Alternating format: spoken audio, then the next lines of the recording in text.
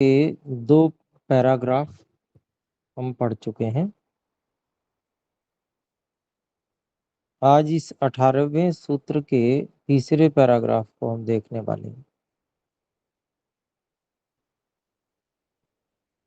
तो यहाँ तक कोई बात पूछना चाहते हैं तो कृपया बोलें।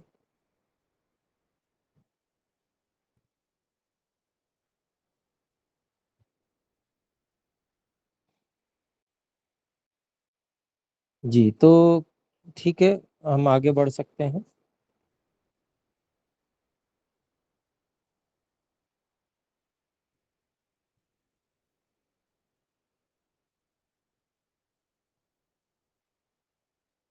तो तीसरा पैराग्राफ मैं देख रहा हूँ। तावेतौ भोगापवर्गौ बुद्धिकृतौ बुद्धावेव वर्तमानो कथम पुरुषे व्यपदिश्येते इति। तो पीछे सामान्य व्यक्ति की बात बताई थी कि ये व्यक्ति जो है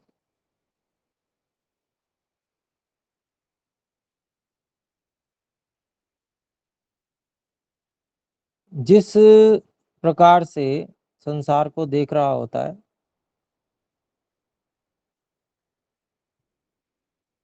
उसमें स्वयं को भूला रहता है और संसार के रूप में ही स्वयं को, शरीर आदि के रूप में ही स्वयं को समझता निरंतरता पूर्वक, और जो वास्तविकता है, सत्य है, उसके प्रति बिल्कुल अनभिज्ञ रहता, और वास्तविक जो तत्व ज्ञान है उसकी शंका भी नहीं करता। क्या ऐसा भी है अथवा हो सकता है? पूरी तरह से अविद्या में ही डूबा रहता है।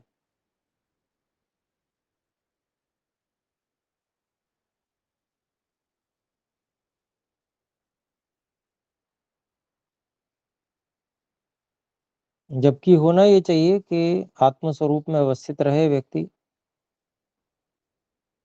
और प्रकृति, प्राकृतिक जो साधन है और जो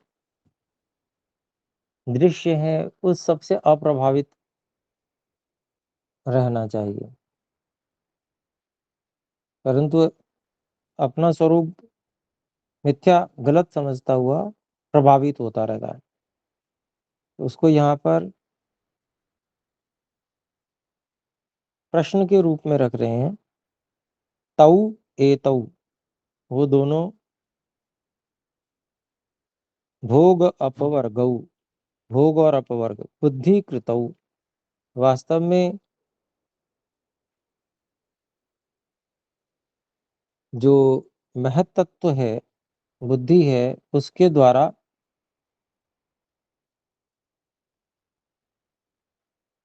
उत्पन्न किए जाते हैं।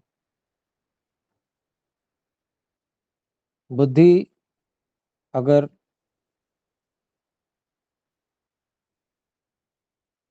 सही ज्ञान नहीं कराती है तो भोग होता है, जब सही ज्ञान कराने लगती है तो अपवर्ग होता है। तो ये दोनों भोग और अपवर्ग बुद्धि के द्वारा किए गए। बुद्धौ एव वर्तमानः, बुद्धि में ही वर्तमान रहते हैं। भोग और अपवर्ग जो हैं वो स्थितियां तो बुद्धि में ही रहती हैं। अनुभव, और जिसको कहते हैं कि विपरीत ज्ञान से युक्त आत्मा रहता है, समझता रहता है, वैसा ना होते हुए भी वैसा समझता रहता है अपने आप को। जबकि ये सब कुछ हो रहा होता है बुद्धि में ही, अर्थात जो घटना घटित हो रही होती है वो परिवर्तन कोई भी आत्मा में नहीं होता, बुद्धि के द्वारा ही किया जाता है, और बुद्धि में ही वर्तमान होता है वो। वह तत्व तक ही सीमित होता है वो सब कुछ। जो भी घटनाक्रम है, जो परिवर्तन है, जो सत्व को दबाकर रजोगुण का ऊपर आना है, प्रभावी होना है, या तमोगुण का प्रभावी होना है, इत्यादि, जो ये सब परिवर्तन है, ये सब परिवर्तन बुद्धि अर्थात महतत्व के द्वारा ही किए जा रहे हैं और महत्त्व में ही वर्तमान है। लेकिन स्वामिनी व्यपदिश्यते, लेकिन स्वामी आत्मा में कहे जाते हैं। कब तक कहे जाते हैं? जब तक वो भ्रांति युक्त रहता है, अविद्या से युक्त रहता है और स्वयं को उस दबावों से आरोपित करता रहता है।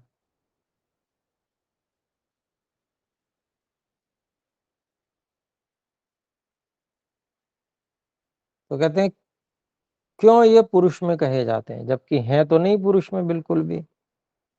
उत्तर देते हैं यथा विजयः पराजयो वा योद्धृषु वर्तमानः स्वामिनी व्यपदिश्यते। जैसे युद्ध में जीत और हार वो योद्धाओं में रहती है, योद्धा लड़ते हैं, और कहीं राजा में जाती है। राजा तो लड़ने गया नहीं, उसने योद्धाओं को भेज दिया। तो दो राजाओं के योद्धा आपस में लड़कर उन्होंने किले पे कब्जा कर लिया, मान लीजिए। एक तो एक की पराजय और एक की विजय, ऐसा कहा जाता है। और ये विजय और पराजय जो है वो योद्धाओं में ही होती है, पर कहा राजा की विजय और पराजय को जाता है। स ही तत्फल से भुगता थी, और वही उस विजय का, उस जीत का या पराजय का भोक्ता यानी कि जिम्मेदार और उससे प्रभावित होने वाला है।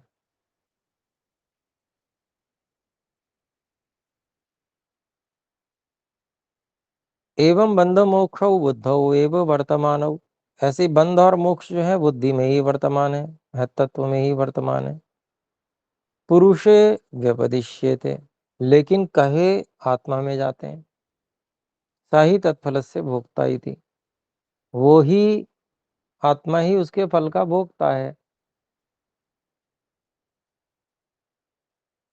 तो बुद्धि में ही वर्तमान होते हुए भी पुरुष में क्यों कहे जाते हैं? क्योंकि बुद्धि में वर्तमान होते हुए भी पुरुष की इच्छा प्रयत्न और उसकी पूर्ति करने के लिए बुद्धि में वो सब कार्य हो रहा है। बुद्धि तो स्वयं में जड़ है, वो तो अपनी इच्छा से कोई कार्य नहीं करती।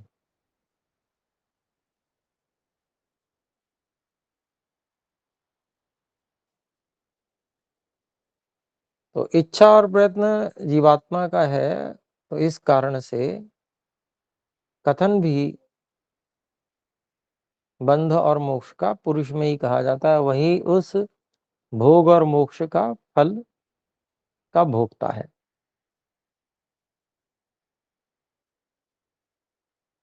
फिर आगे कहते हैं बुद्धेरेव पुरुषार्था परिसमाप्तिर्बंधस तदर्थावसानो मोक्ष इति। तो आगे कहते हैं कि बुद्धि का ही, बुद्धि एव, बुद्धि का ही पुरुषार्थ अपरिसमाप्ति ही, पुरुष के प्रयोजन को पूरा नहीं होना, अपरिसमाप्ति ही, पुरुष के प्रयोजन का पूरा न होना, बुद्धि का ही पुरुष के प्रयोजन को पूरा न कर पाना, यही बंध है। बंधा तदर्थावसानो, और उसके प्रयोजन को, तद अर्थ उस आत्मा, उस पुरुष के प्रयोजन को, अर्थ अवसान है, समाप्त कर देना, पूरा कर देना, यही मोक्ष है। तो बुद्धि जो है वो पुरुष के प्रयोजन को यदि समाप्त नहीं कर पाई, पूरा नहीं कर पाई, पुरुष का प्रयोजन मुख्य रूप से मोक्ष है, भोग पूरा भोगाना और मोक्ष प्राप्त कराना, यही प्रयोजन है पुरुष का।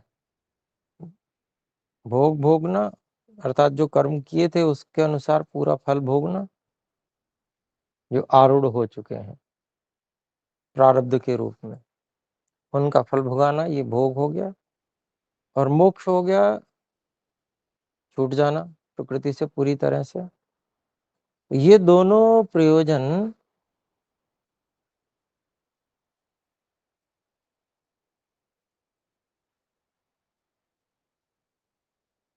पुरुष के हैं और बुद्धि उनको पूरा करने का एक साधन है। तो पुरुष के प्रयोजन की का पूरा न हो पाना, भोग और मोक्ष न हो पाना, यही बंधन है। और पूरा हो जाना प्रयोजन का, भोग और मोक्ष का, यही मुक्ति है।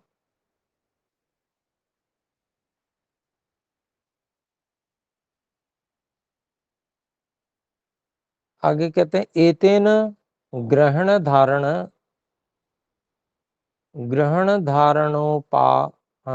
ऊहापोह तत्वज्ञानाभिनिवेशा बुद्धौ वर्तमानाः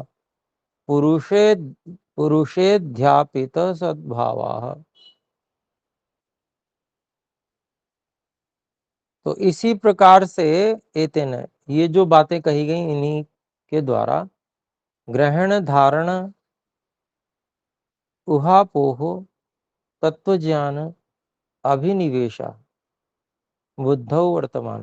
तो जैसे बाकी चीजें कहीं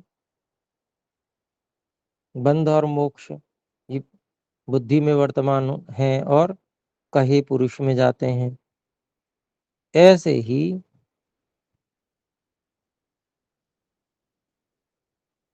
ग्रहण अर्थात ज्ञान प्राप्ति, धारण अर्थात ज्ञान को स्थिर करना, ऊहापोह अर्थात विचार करके निर्णय करना, तर्क वितर्क आदि विचार करके ऊहापोह से निर्णय करना, और मृत्यु का भय, तर्क वितर्क से तत्व ज्ञान को प्राप्त करना, और अभिनिवेश यानी कि मृत्यु का जो भय है, ये सभी कुछ बुद्धौ वर्तमानाः बुद्धि में वर्तमान होते हैं। पुरुषे अध्यापित सद्भाव, अध्यारोपित सद्भाव, परंतु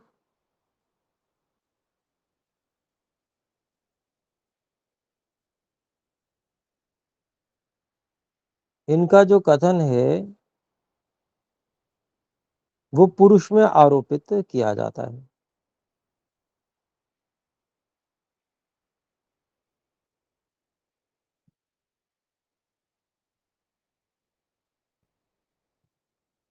स ही तत्फल से भोक्ता थी, और वह जो आत्मा है वही उसके फल का भोक्ता है।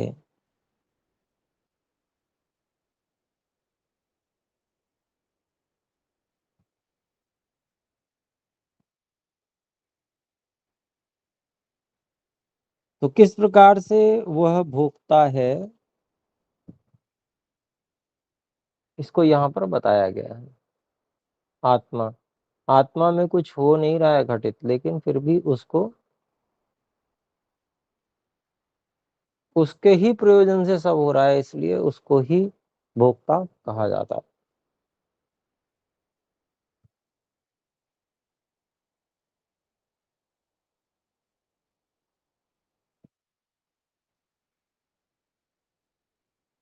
तो जब प्रयोजन समाप्त हो जाएगा, यानी कि उस उसको आवश्यकता अपेक्षा ही नहीं रहेगी,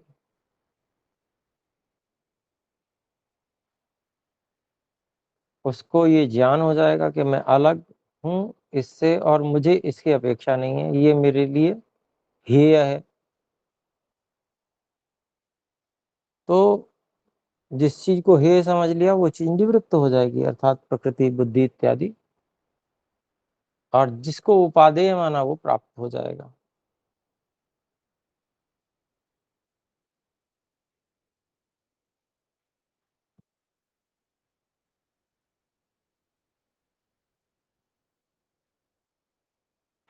तो ये वाला यहाँ पर प्रकाश क्रिया स्थितिशीलम भूतेन्द्रियात्मकम भोगापवर्गार्थम दृश्यम, ये सूत्र यहाँ पूरा हुआ। इसमें भोगापवर्गार्थम दृश्यम इस भाग को यहाँ पर अंतिम पैराग्राफ में अच्छी प्रकार से समझाया गया।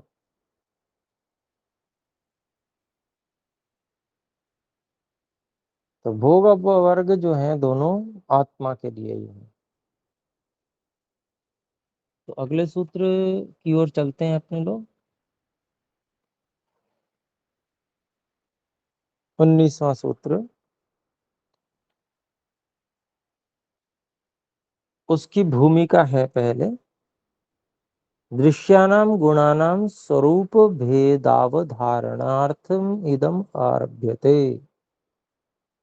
जो दृश्य है अर्थात जगत है, संसार है, संसार के जो पदार्थ हैं उनके ऐसे जो गुण हैं सत्वरजतम,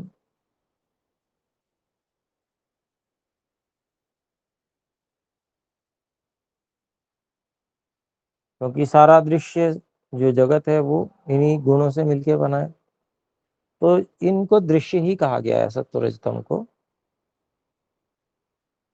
तो जो दृश्य संसार के मूल कारण जो सत्वरजतम है उनका स्वरूप भेद अवधारणार्थम, उनके सत्वरजतम इत्यादि जो गुण हैं इनके स्वरूप भेद का अवधारण करने के लिए इदम आरभ्य थे, यह सूत्र कहा जाता है।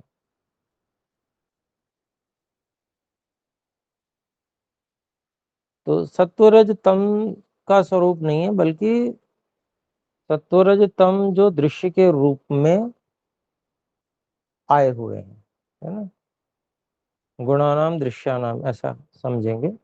जो दृश्य रूप में आए हुए हैं ऐसे गुणों का स्वरूप भेद, स्वरूप में भिन्नता का निश्चय करने के लिए यह सूत्र कहा जा रहा है। 19वां सूत्र है, विशेषा विशेष लिंग मात्रा लिंगानी गुण परवाणी।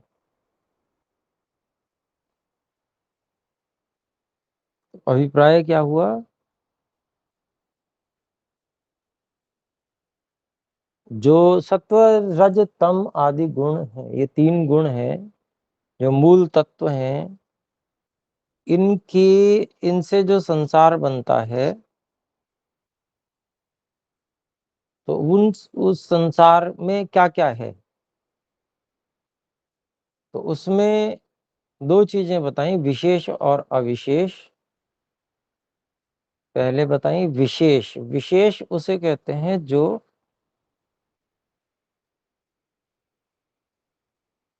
अंतिम वस्तु बनकर तैयार हुई, प्रोडक्ट, जो अन्य सभी से भिन्न है।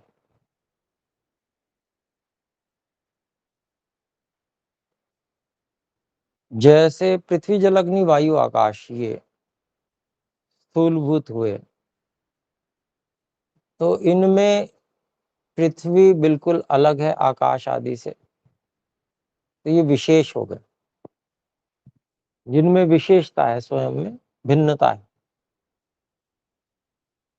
ऐसे ही इस पृथ्वी जल अग्नि वायु आकाश से भी मिलकर ये संसार बना है। तो वृक्ष आदि जो है वो मनुष्य आदि शरीरों से भिन्न है, पर्वत जो है वो अन्य वस्तुओं से भिन्न है, अलग अलग चीजें हैं, सब उनमें भेद है, वो सब विशेष है।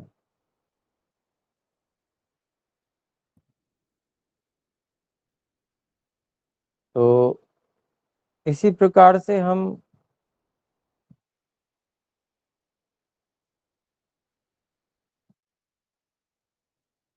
उनको विशेष में गिन सकते हैं, जैसे जो कार्य रूप में बने हुए हैं।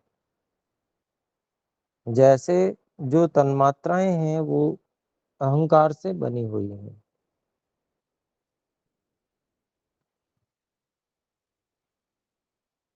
तो वो विशेष हो जाएगा। जो पांच तन्मात्राएं उनमें भेद है, आपस में एक दूसरे की पहचान अलग अलग है, तो वो विशेष है। और अविशेष जो हो गए वो अहंकार हो गए।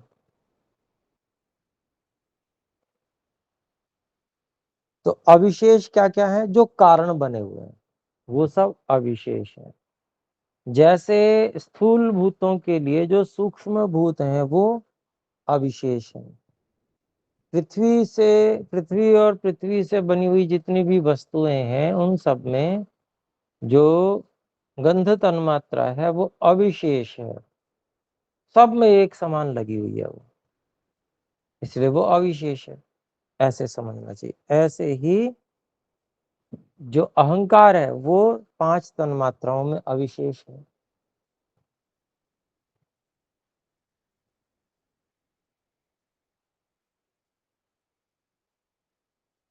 तो अविशेष क्या है? कारण है जो समान रूप से अनुगत रहता है।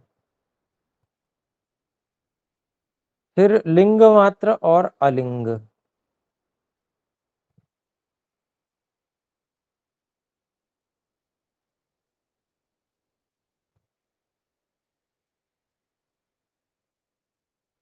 लिंग मात्र जो है वह महत तत्व है,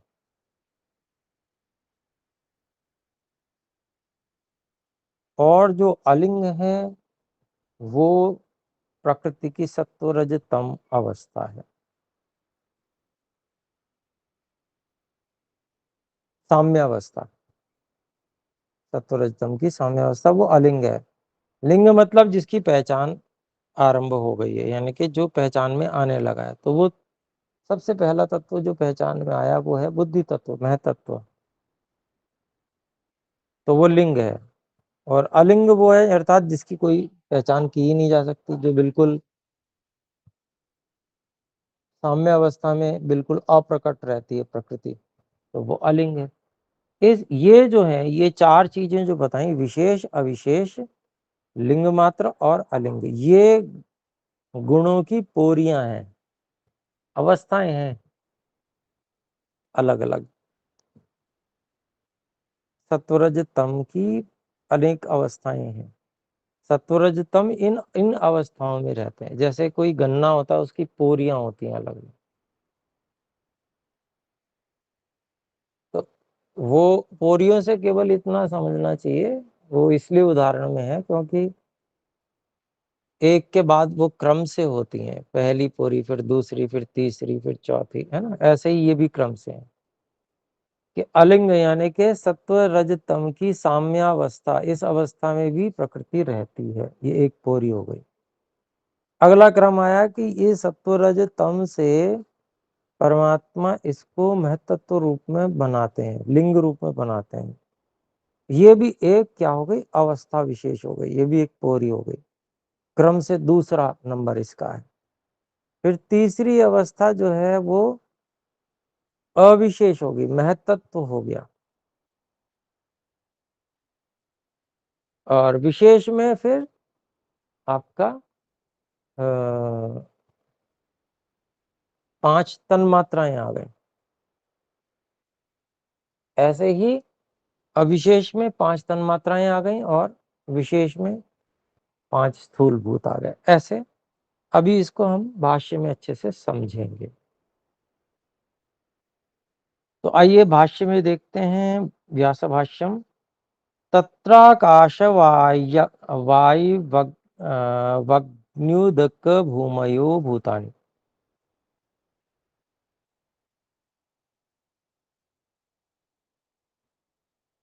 तो ये जो गुण की पोरियां, गुणों की अर्थात सत्वरज तम की पोरियां बताई जा रही हैं, उनमें आकाश, वायु, अग्नि, उदक और भूमि। आकाश, वायु, अग्नि, जल और पृथ्वी, ये भूतान, ये भूत हैं, तो ये विशेष हो गए। फिर आगे शब्द स्पर्श रूप रस गंध तन्मात्राणाम तन्मात्राणाम अविशेषाणाम विशेषा।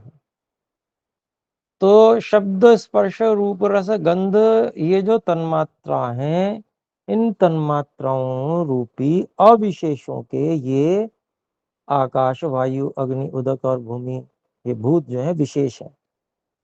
उनके लिए अविशेष क्या है? शब्द स्पर्श रूप रस गंध, ये जो तन्मात्राएं हैं ये अविशेष हैं, और विशेष क्या है? आकाश, वायु, अग्नि, उदक और भूमि। तथा वैसे ही श्रोत्र त्वक् चक्षु जिह्वा घ्राणानि बुद्धि इंद्रियाणि वाक् पाणि पाद पायु उपस्थानि कर्मेंद्रियाणि एकादशम मनः सर्वार्थम इति एतानि अस्मिता लक्षणस्य अविशेषस्य विशेषः। तो वैसे ही जो ज्ञानेन्द्रियां, बुद्धिन्द्रियाणि मतलब जो ज्ञानेन्द्रियां अर्थात श्रोत्र त्वक चक्षु जिह्वा और घ्राण है ना, ये ज्ञानेन्द्रियां, और वाणी, हाथ, पैर,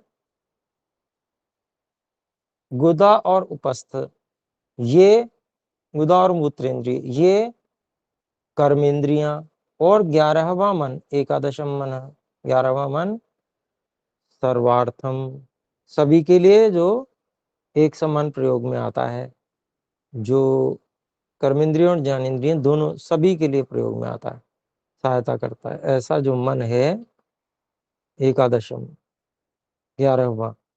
इति एतानि अस्मिता लक्षणस्य, ये सब जो है अस्मिता लक्षण से अर्थात अहंकार लक्षण वाले अविशेष से विशेष, अहंकार लक्षण वाले अविशेष के ये सब विशेष हैं।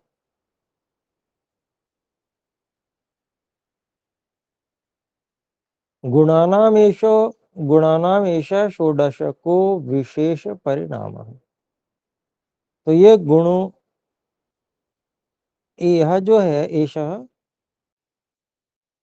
16वां गुणों का विशेष परिणाम, यानी कि ऐसे जो 16 हैं ये गुणों के परिणाम जो विशेष हैं। तो 5 तो विशेष हो गए, पृथ्वी जल अग्नि वायु आकाश, और 11 विशेष हो गए, 5 ज्ञानेन्द्रिय, 5 कर्मेंद्रिय और 1 मन, ये सब विशेष हो गए।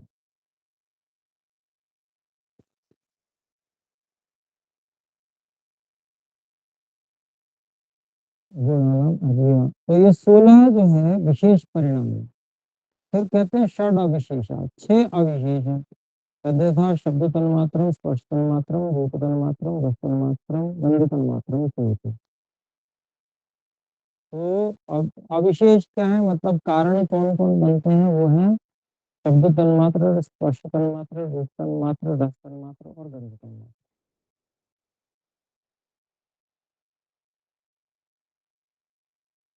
तो एक द्वि त्रि पंच एक द्वि त्रि चतुष पंच लक्षण शब्दादय है, पंच विशेषा।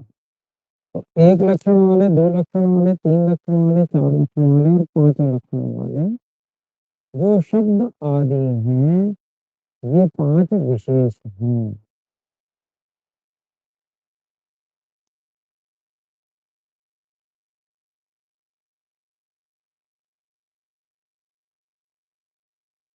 षष्ठाश्च षष्ठः च अविशेषो अस्मिता मात्र, और छठा जो अविशेष है वो अहंकार है।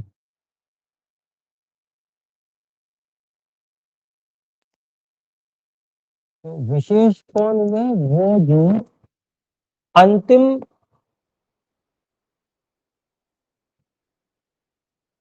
प्रोडक्ट है, अंतिम व्यक्ति के रूप में है, उत्पाद के रूप में है। अंतिम उत्पाद यानी कि विशेष वो हैं जो अंतिम उत्पाद हैं, यानी कि उससे आगे और कुछ नहीं बनता।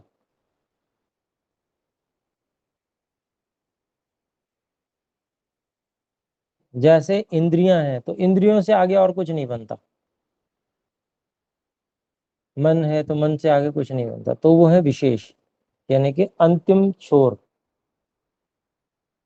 और अविशेष वो हैं जो जिनसे आगे कुछ बनता है।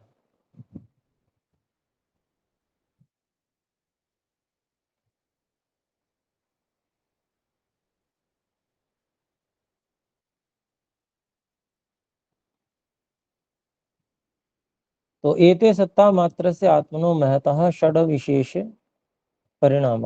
तो ये जो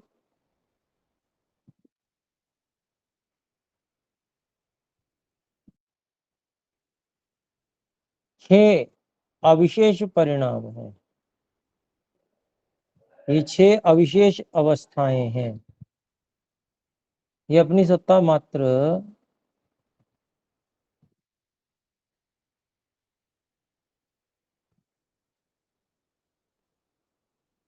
नहीं, इसको हम इस तरह से अर्थ करेंगे, एते सत्ता मात्रस्य, हाँ, एते षड विशेष सत्ता मात्र से आत्मनः महतः विशेष परिणाम अविशेष परिणाम। हाँ,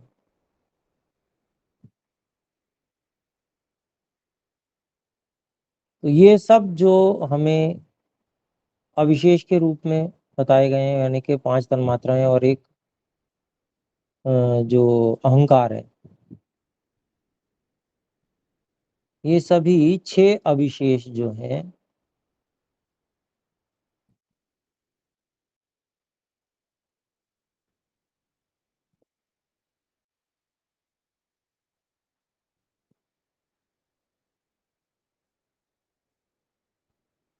ये अपनी सत्ता मात्र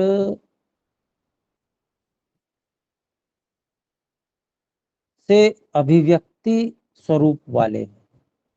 यहाँ आत्मना का मतलब आत्मा से नहीं है, स्वरूप वाले से है। ठीक है, तो ये जो छह अविशेष हैं, ये अपनी सत्ता मात्र के विशेष अभिव्यक्त स्वरूप वाले महतः,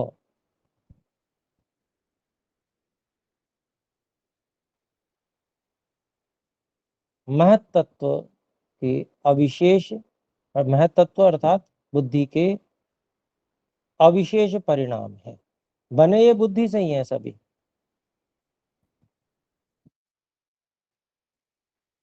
तो बुद्धि से महतत्व बना है, महतत्व से फिर आगे वो बने हैं जो तन्मात्राएं हैं। तो लेकिन इनको महतत्व के अविशेष परिणाम के रूप में कहा गया है, क्योंकि ये कहीं ना कहीं आगे फिर कारण बन रहे हैं। और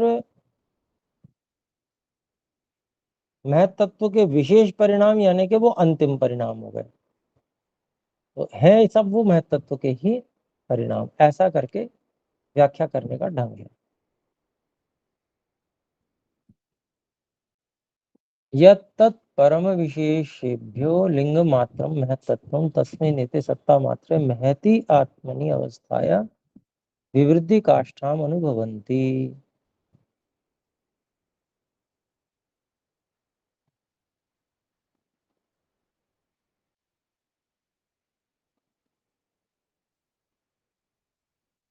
तो समय अधिक हो गया, इसको हम यहाँ तक ही रखते हैं, इसको हम कक्षा में थोड़ा समय लगेगा इसको बताने में। तो एक पंक्ति दूसरे पैराग्राफ में रह गई है, यहाँ तक छोड़ते हैं इसको। जी अजीत जी क्या कहना चाहते हैं? जी, ग्रहण और धारण 8वां सूत्र में है ना, ग्रहण और धारण का ये जी जी, अर्थ बस। ग्रहण यानी कि ज्ञान,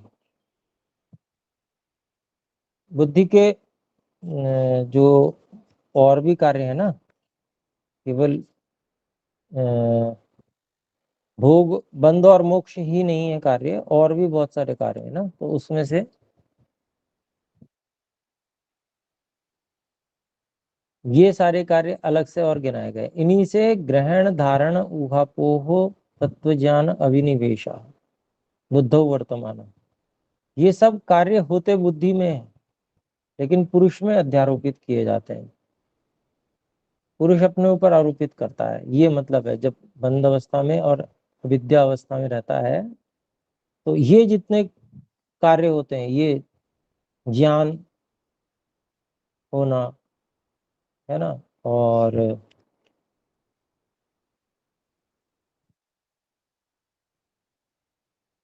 ज्ञान प्राप्त होना ग्रहण हो गया। ऐसे ही धारण मतलब ज्ञान, प्राप्त ज्ञान को धारण करना, स्मृति में रखना, ये दूसरा धारण हो गया। जी हो ऐसे गया। ही उहापोह है ना, ये हे उपादेय के विषय में निर्णय करना, तत्व ज्ञान। उहापोह तत्व ज्ञान मतलब क्या हेय है, क्या उपादेय है, तर्क वितर्क से उसका निर्णय करना, तो सही क्या है। तो ऐसे ऐसे ही मृत्यु भय, ये सब भी क्या है, बुद्धि में ही वर्तमान होते हैं, पुरुष में कहे जाते हैं। नहीं तो पुरुष तो कभी मरता नहीं है, उसमें थोड़ी कोई मृत्यु का भय हो सकता है, लेकिन है बुद्धि में वर्तमान, तो वो पुरुष अध्यारोपित करता है अपने ऊपर। ठीक है जी। जी तो धन्यवाद। समय आज अधिक हो गया, इसको भी यहीं विराम करते हैं। आइए एक बार ओम का उच्चारण करें।